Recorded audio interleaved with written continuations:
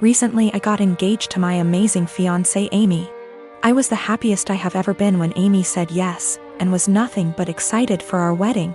We started planning the venues, the dates, and the invites. When talking about who to invite, we both agreed to invite out coworkers as we have worked in our respective jobs for years and like them all.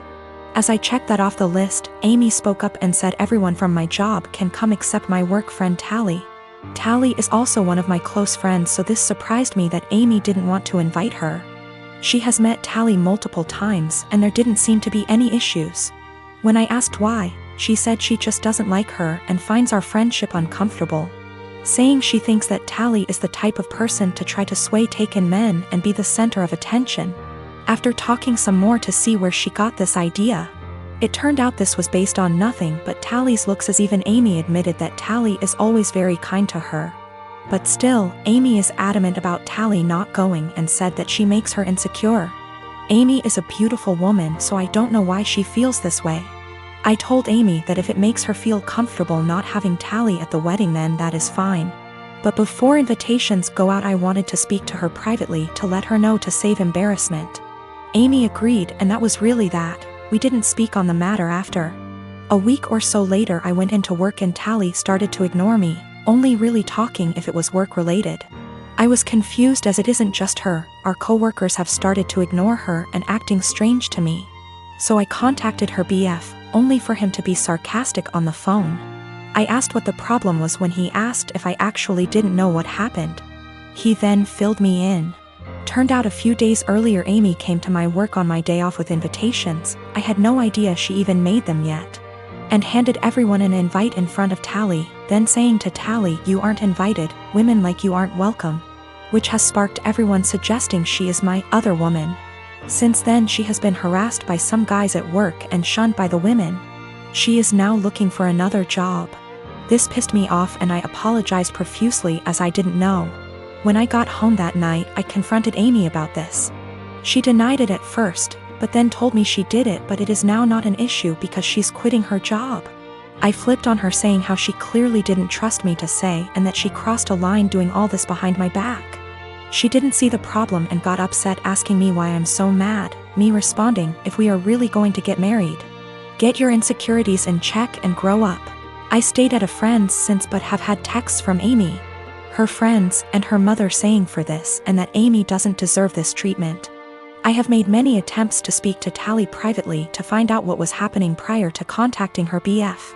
She brushed me off by saying she either had work to do or that there was nothing to talk about.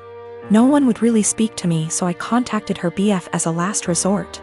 Her BF says he is going to pass on to Tally what I said to him on the phone.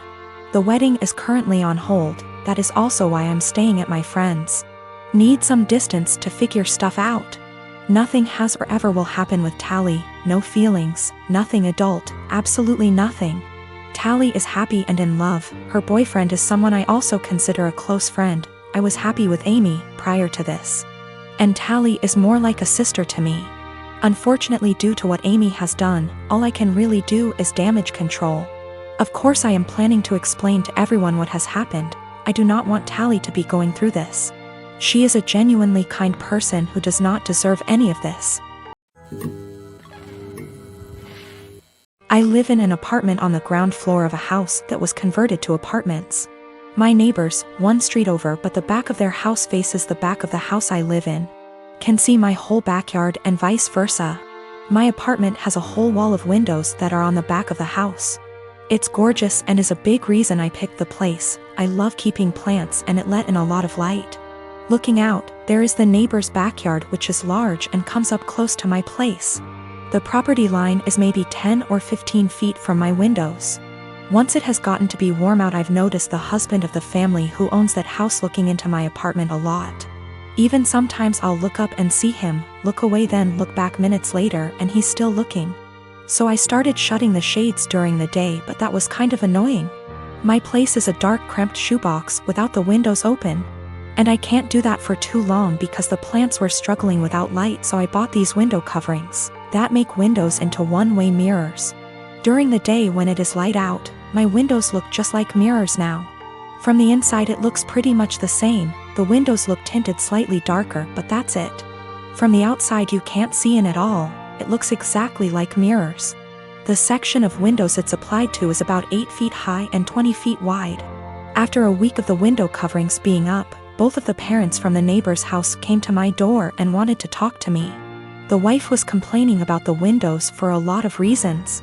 1. They were ugly too. It was uncomfortable, especially for the teens and their friends, to have a huge mirror adjacent to the swimming pool. It's at a time that they feel insecure about looks and they have lost interest in hanging out by the pool. 3. In the afternoon and evening, it was reflecting a lot of extra sunlight into their backyard. They couldn't enjoy eating dinner on the back porch with the sun in their eyes. I said sorry about the inconvenience, but I wanted it for privacy. They both pushed back on that some, and I said that I needed privacy because of the husband starting. He started denying it in front of his wife, and so I took out my phone where I'd taken pictures and sent it to my group of friends. And showed her a couple pictures of him gaping at my apartment and the texts from that time. He got mad and said he incidentally looked over, and the 8-foot by 20-foot mirror was a crazy overreaction. I said that I'd like to keep it, and that I was sorry, but frankly this was avoidable. I think they're both mad because they called my landlord, who brushed them off. My son is almost 17. This Christmas we bought him an expensive computer gaming chair, as he plays a lot of online multiplayer shooters. My son has some anger issues, which he's currently in therapy for, and these shooters tend to bring out his temper more than normal. However, for the past few months he's been keeping it together well, so I figured the chair might be a fair present. I was wrong, because the day after Christmas he was gaming, started to have bad luck. He was losing his patience.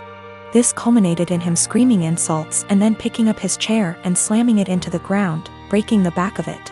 After talking him down, we had a very serious conversation about him no longer being allowed to play multiplayer games while under my roof until his therapist feels comfortable with his progress, talked about coping mechanisms, etc. However, I made it very clear this was unacceptable and he would be grounded. We've had these heart-to-hearts many times, so it's not like every time he has an outburst I'm making light of it. It's a serious issue and treated like such. However, when he came to me later that day and told me he'd like me to replace the chair because it was a gift, he really liked it and it would only be fair, the frustration, disbelief and disappointment in his behavior boiled over and I started laughing hysterically. As in a full laughing fit, barely able to breathe or talk. The more he'd plead his case, the harder I'd laugh. Repeatedly asking him how it was fair in his mind to have me replace a gift I paid for that he broke in anger. This obviously pissed him off more, which led to him getting emotional, but I just couldn't seem to stop myself. I tried walking out of the room and asking him to drop it, but every time he'd say, "But I need a chair," or "What am I supposed to do now?" I'd laugh again. I tried explaining that I'm not laughing at his feelings. I'm laughing at how absurd it is for him as a teenager to expect me to replace he can't be bothered to treat with respect, and then whine about it when he broke it. He's still pissed about it, and feels slighted. I feel bad for laughing, and honestly wonder if I had some sort of mini stress break myself. Because it's never happened before and I couldn't seem to stop. But at the same time, I stand by the fact that his request was ridiculous enough to make most people want to laugh. I'm not gonna be shy about this. My sister sucks. She is a horrible self-centered person who thinks she is the main character. She is not only a horrible person, she is a step monster. She married this guy, who is a freaking pushover. 3 years ago. He has 2 children, 10 and 6. My sister constantly complains about them, saying things like the 6-year-old is gross because he sips too loud or has stained clothing. For the love of God. He is 6. That's what a child is supposed to do. And she is so mean to the 10-year-old girl. She acts straight out jealous of her. I've caught her taunting her, that daddy loves my sister more than her. She is horrible. I have straight up called her out, after trying to talk to her like a million times. At Christmas she was saying that I'd be nice to have the kids there, and I said, "Why? You hate them?" This was when everything was almost over and she had been bragging to her friends that her husband had spent more on her than on daughter. A fight ensued. My parents reprimanded me, but my cousins took my side and called her out. noting every moment that they had witnessed her being horrible. Her husband obviously took her side and said that she was a wonderful stepmother and that the kids love her. To which I said that was a lie, as I had consoled them countless times after they were taunted by my sister. They left and we haven't talked since. One day I was running errands and run into my step-nephews who were with their mother. I had never met her. And honestly, she is wonderful. We decided to have some coffee. While the kids were playing, she asked me how her children behaved, etc. I said they were wonderful, and then I just spilled the beans on my sister. How awful she was. What I've heard her say to the kids, the inaction of her ex-husband. By the end she was horrified. She said the kids didn't like her. But she always chucked it up to my sister being the new woman in their father's life. She said the kids never really said anything even when she asked. I then told her I was very concerned for the children, as my sister had straight up told the 10-year-old that it would be better if she disappeared from her father's life. Their mother saw red and asked me if I'd be willing to testify. She said that this was unacceptable and she would be taking their father to court again. I said I would recount the events that I witnessed and could ask my cousins who witnessed a lot too. She was very grateful. I asked my cousins who were all willing to recount the events.